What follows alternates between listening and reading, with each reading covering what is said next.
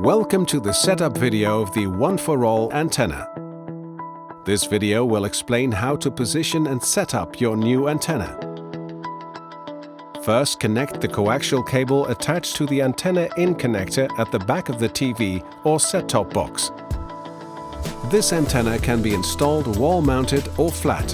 When mounting to a wall, please use the included adhesives. For this video, we will install it lying flat.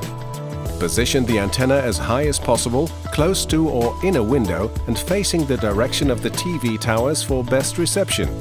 If you are not sure in which direction your TV towers are, please check channelchecker.com and it will tell you in 3 simple steps. Now you can perform a channel scan on your TV.